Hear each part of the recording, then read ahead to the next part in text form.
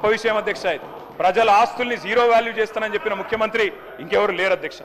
Stamps and registrations అధ్యక్ష చూస్తే ఇవాళ రాబడులు 2023-24లో 14,295 కోట్ల రూపాయలు వచ్చింది అధ్యక్ష ఆనాడు. మరి 2024-25లో అంచనాలు పెట్టుకున్నారు అధ్యక్ష. కానీ ఏమైంది అధ్యక్ష? 14,295 కోట్ల నుంచి స్టాంప్స్ అండ్ రిజిస్ట్రేషన్స్ ఆదాయం 8,473 కోట్లకు పడిపోయింది. 10 ఏళ్ల కాలంలో 25% గ్రోత్ రేట్తో నడిపించాం అధ్యక్ష. కానీ ఇప్పుడు నేల చూపులు అధ్యక్ష.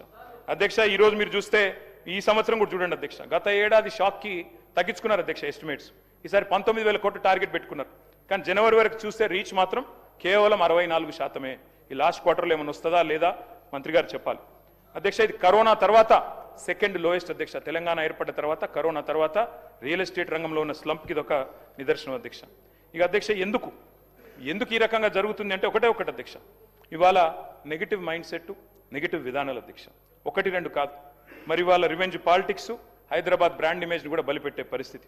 మీరు చూడండి అధ్యక్ష, ఎంత విచిత్రమైన గవర్నమెంట్ అంటే ఇది. మా శ్రీధర్ బాబు గారికి తెలుసు అధ్యక్ష, వారు ఐటీ మినిస్టర్ గారు.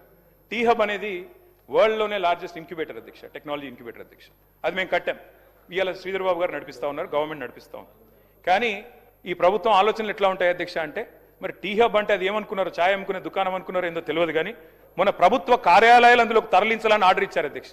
ఆర్డర్ ఇచ్చి మళ్ళీ తర్వాత గంటలో 2 గంటలకో సవరించుకున్నారు. అంటే మంత్రులకు తెలియకుండా, ముఖ్యమంత్రి గారికి తెలియకుండా ఆర్డర్లు వస్తున్నాయి, మళ్ళీ తర్వాత సవరించుకుంటున్నారు.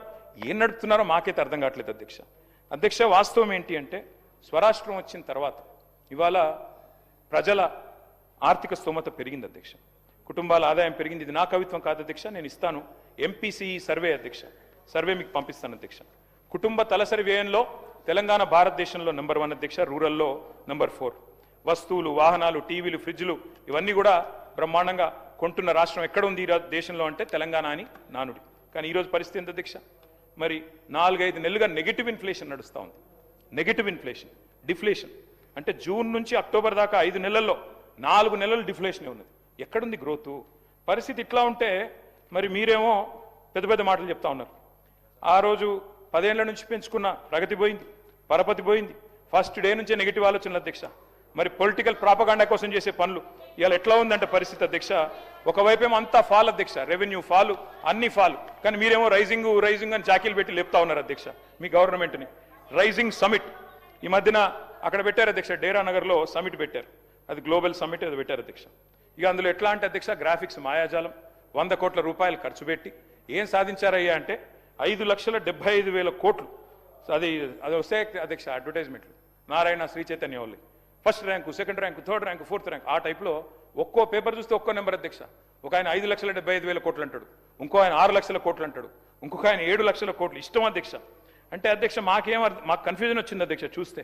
మరి ఒకవైపేమో గవర్నర్ ప్రసంగంలో $1 ట్రిలియన్ ఎకానమీ చేస్తాం 2031 కల్లా అని చెప్పారు.